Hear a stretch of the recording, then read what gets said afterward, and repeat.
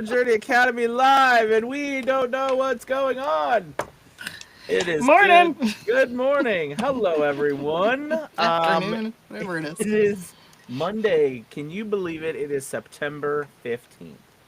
We are halfway through September. Can you believe that, Gabby? Shut up. Shut your mouth, Anthony. That is crazy. I went to Michael's the other day with my wife. We went to Michael's and Mm.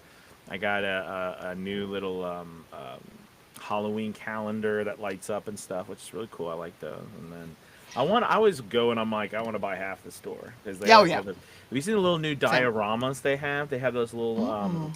So it's just basically you make them and they're little like so.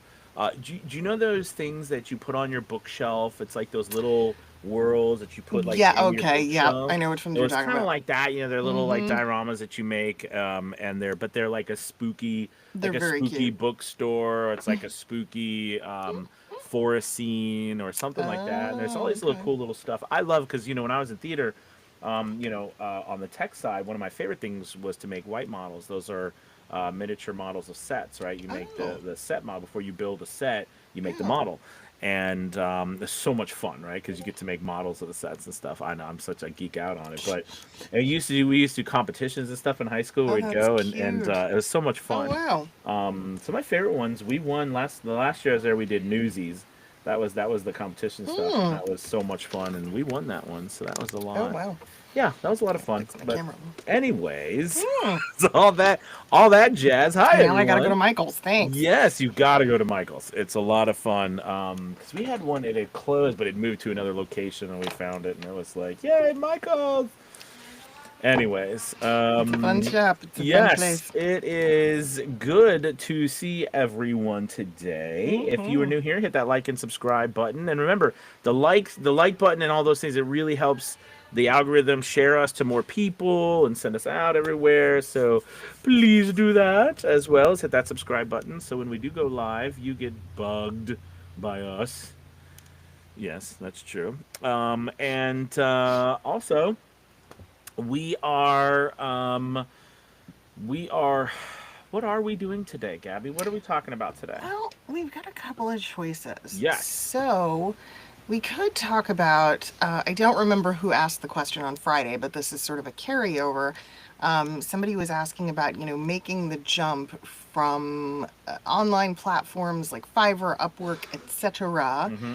to local business and Mm. and establishing your own clientele sort of thing. And I mean, I know we've talked about that in various ways and bits and pieces, I guess. But Mm-hmm. sure, it's something we could explore further. Oh yeah, I love that. I Hmm. love that. I remember now. Yes, yes, yes, yes. Yeah. That was a great question. So, something that we typically do. I mean, well, first off, as always, everybody, there is a million and one different journeys or ways that you can, get voiceover business, right? And some ways work. Like some people like some ways, some people like other Hmm. ways. That's what I love about the business is there's so many different opportunities and different ways that you can go about getting work and then going on your journey where you start. So in this particular situation, right, the question was, let's say that you started on some platforms. Maybe you start on ACX, Hmm. maybe you're on Academy Voices, maybe you're on Upwork, maybe you're on the pay to plays, maybe you're on Fiverr, maybe you're on some of these platforms, and you would like to now move into the realm of going straight to businesses or production companies and kind of getting your own clients. Because I Right. do think it's really important to note that all the places that you go, all these platforms, remember, they're not your clients. Hmm. They're the platform's clients, Right. right? You are just being contracted technically by the platform in order to fulfill that work. Yeah. Okay. So, like they will not give you their contact information. They will not, you can contact them through but a lot of them will kick you off the platform if you try Yes. to get their information or work off of the platform and stuff Hmm. like that. So it's really a good idea to curate your own list of people to work with. Gabby, I think you are an expert in this area. Where from a starting standpoint, somebody has built some business or Right. whatever, and they want to venture off, where is maybe a good the low hanging fruit, maybe the place to start? Because Mm-hmm. I think you can we talked about one time I think on the channel about how it's important to start in certain places because other places like you might not know, like some people might go to businesses hoping to say, hey, I would love to do a voiceover for your business, and that business does not make their Right. own content, so they're not going to hire a voice actor. Sure. Yeah, I think there's a lot of little parameters that we need to, take into consideration. Yeah, yeah. Um, Big thing to me is, first and foremost, if you can, right, get some of your clients off of the platform, get them to communicate with you directly, because I do think that that's a really big deal. And one of the ways that you can do that is, to say that you are exiting the platform and start getting that client to communicate with you directly. The other thing that a Ooh, lot of that's people smart. do, yeah, yeah, the other thing that a lot of people do is they then take those clients that are pre-existing and give them a notice that they are going to be raising their rates. And usually the biggest, excuse that we can give, if you need one or if you feel that you need one, is cost of living slash inflation, right? Mm. That, everything has gone up and therefore our rates need to reflect that as well. And so, that's sort of a first step.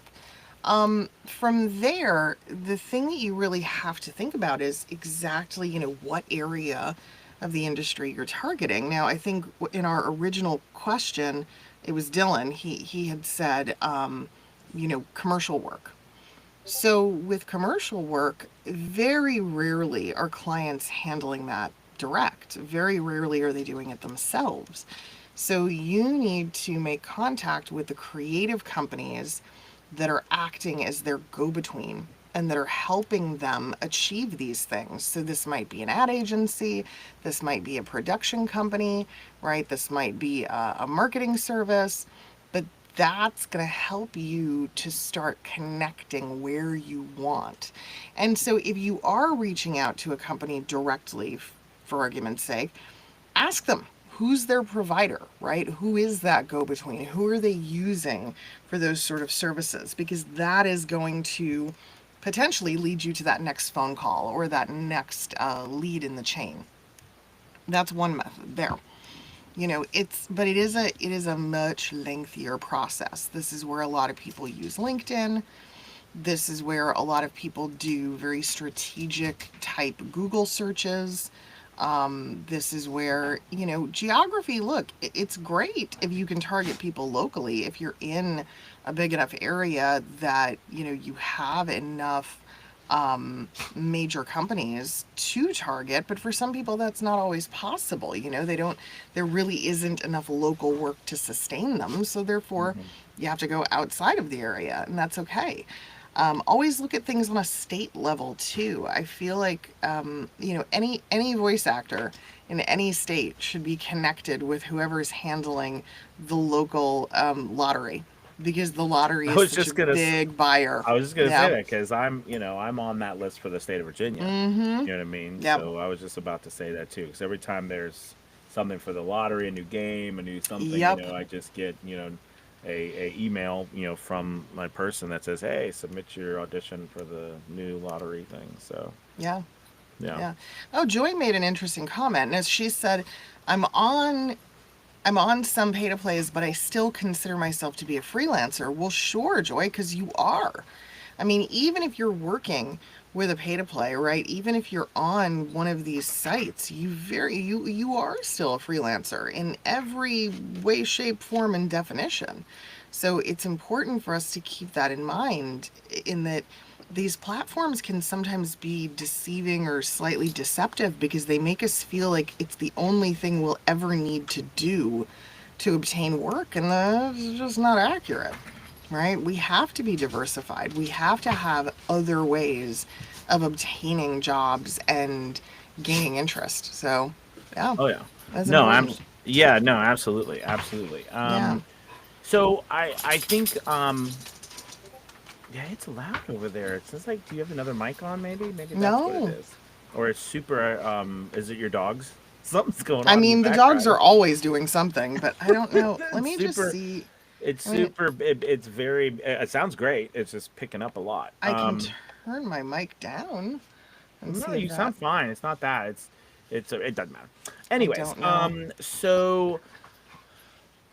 so I think, all right. So from the standpoint of what would we do then? Let's say, okay, so we've got that in our head. Mm-hmm. How is a good play? Like, what is the first method to Mm. start with, to start reaching out? What do you like to do?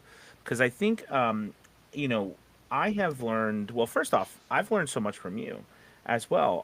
From a standpoint of early on, a lot of what I did reaching out to people, which I still do, right, is we emailing someone, Mm-hmm. we emailing a business or a place or company or calling them, cold calling Mm. someone, right? You could even send them a postcard, you could send them a letter. I mean, you could do that, right? Sure. But I think there's those methods of reaching out, but oftentimes what we don't talk about enough, or at least I feel like we don't talk about enough, that you do is when we do reach out, what does that presentation of our services look like? Do you know what I mean? Like, what have Yeah. we put together to say, hey, there's me? Look at Yeah. me. So talk to a little bit about that because I think you are brilliantly positioned for that. Oh, thanks. Hmm. I think it's just really important to present yourself as a partner. It's really important to present yourself as another business owner who is coming to the table with a partnership, right? With something of value and not just somebody who's trying to get on a vendor list or kind of, seems a bit desperate. It's really important to go, this is who I am, this is what I do. And I think it would be phenomenal if we partnered up and we could achieve some great things together. And I really think that that makes a tremendous difference Hmm. in the way people respond to you and how they become intrigued by you. There's a certain amount of swagger that we have to come to the table with. Yeah. There's that fine line, confident versus cocky. Yeah. And a big reason I asked that too is because I do think from that question that we've got, when I want to transition away from it. A lot of the reason why I had recommended, and I still do a lot of times, to start in certain places like those websites and such, is because when we start, we don't have anything. We don't have a portfolio built yet. We don't have mark like videos that people have made that we can show. Hey, look at this really nice video. It's my voiceover. We don't have maybe a whole slew of coaching yet that we've done and things like that. So like I feel like that's a big part of this because when we present ourselves, because I was just thinking we have a guy in our academy, a VO Journey Academy, and his name's Jim, and he's done a lot of work with trying to be more because he's trying to find more representation now, and he's getting more representation. But a lot of things he's been doing has been trying to fill out, for example, like his website about like things that you wouldn't that first glance you're like, why am I doing that? But then it becomes very important. Like for example, the training that you've had, the different people in the industry that you've worked with. And this is not necessarily not even just the voiceover stuff. This is about other things that I don't know, maybe off the bat, maybe Gabby, you can tell us you don't even think about right when you're first starting that people would even care about, but they really do. I had someone ask the question the other day, why do people didn't we have it in the I thought we had in the chat, maybe they said, why do people care about the equipment that you have? Like why do people ask about the equipment? Or why do you put that down on your website? Why do you need that? You know? Do you want to answer that, Gabby? I mean, like Yeah. why I mean, like these questions, they're good questions. yeah, I think in many instances with things like gear, you're just preemptively answering the questions people have. You want to try to get ahead of the most common things they want to know. And I mean, when you kind of, reverse engineer it and you look at it from a client standpoint, they want to know that you are full time. They meaning that you're available, right, consistently and regularly, and they don't have to worry about scheduling conflicts. They want to know that you have a quality studio that they can connect with if necessary to direct. Mm-hmm. They want to know, obviously, that you're available for auditioning and things like that, that's not going to be an issue. Right. And they want to know your specialty. They want to know the area of the industry that you're focused on more so than others. And they want to know what kind of a vocal print or formula you're bringing to the table. Beyond that, I mean, anything that's special about you, at this point, I mean, race, gender, sexuality, Languages, for culture, goodness. I was working with a language, student this yeah. morning. He said, he just nonchalantly said, "Oh, I speak Spanish." And I'm like, "You've never, like, you speak?" Says, "Yeah, I mean, I speak every day." I'm like, "You got," because he's never Yeah. told me he spoke Spanish, because he was doing or auditioning for a documentary, and there was a Mm-hmm. lot of geographical terms, Yeah. from like South America or so. Anyways, but he was, and I'm like, "Are those correct?" He's like, "Yeah, I speak Spanish. Those are correct." And I was like, "What? We're not marketing that at Yeah. all. Why did you Yeah. not tell me that?" Well, I didn't think, because, and I'm Yeah. like, "Oh, It's come on." things like that are so important. I think now too, we're seeing where so many castings are looking for a particular cultural background that Mm, even if you're not, first generation, right. if you're Filipino, if you're Guyanese, if you're, wherever your family is from, Hmm. that's an important thing to note. Because that makes you a candidate for certain projects that other people might not be. No, So, yeah. yeah. So these are the kinds of things you're just trying to preemptively answer that. I think where it gets frustrating is when voice actors try to throw everything in the kitchen sink at a potential client. Right. I'm available for commercials and narrations and video games and blah, blah, blah, blah, and it's just this rambling list. They're like, well, yeah, Hmm. duh, you're just telling me what I already know, or what I would have presumed to know based on your profession. But get specific. Again, focus on that thing that really is where you've cut your teeth and you've honed your skills if there is one. But if you don't yet have a specialty, that's fine.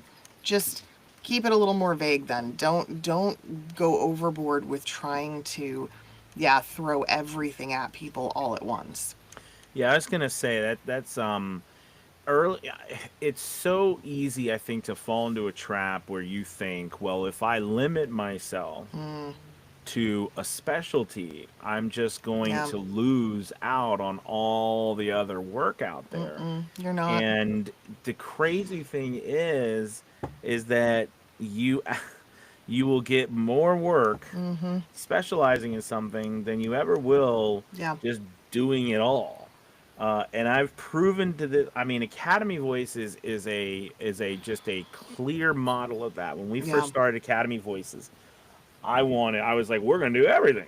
I built this whole code, all this, like people's demos. I mean, I had languages, Mm-hmm. Mm-hmm. all you could search and filter and do all this stuff.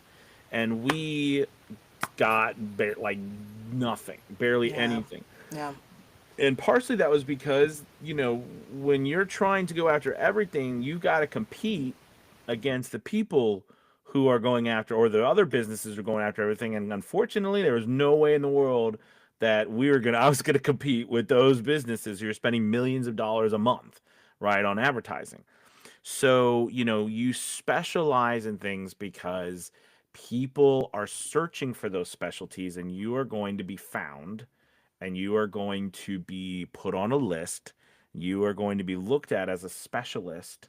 And this day and age, when all you have to do is go on Google and you can find pretty much anything you want, right? What do you do when you have access to everything you want? Well, then you start searching for specialists in certain areas, right? You don't search for just any old person who can do anything. So I'll tell you something really fun that I did Friday, just in passing, because I wanted to see it for myself and what it would do, because a fellow voice actor told me about it. Basically, you can go into open source AI and you can ask it to analyze your website. for Mm, efficiency, for SEO, for load speed, for all kinds of things. And that's so crazy. just for shits and giggles, I was like, yeah, sure, why not?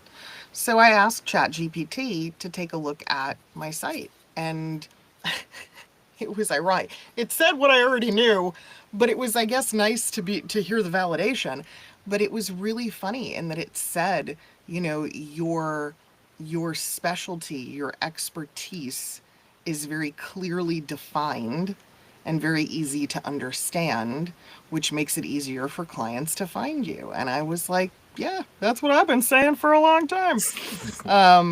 You know, and it's not limiting. It's not limiting at all because, again, as you diversify your efforts, as you do other things in this business, you will receive audition opportunities that are outside of the specialty. Mm, And it will be fine. You know, you will always have other opportunities. But I do think there's a point where every actor sort of has to go, I can't do it all. And that is okay. It absolutely. really is. It really is. Dylan has a question here. It says, I know having demos on YouTube is a must, but I also have them on my website. Should I direct potential clients to the website or YouTube channel? Oh, website.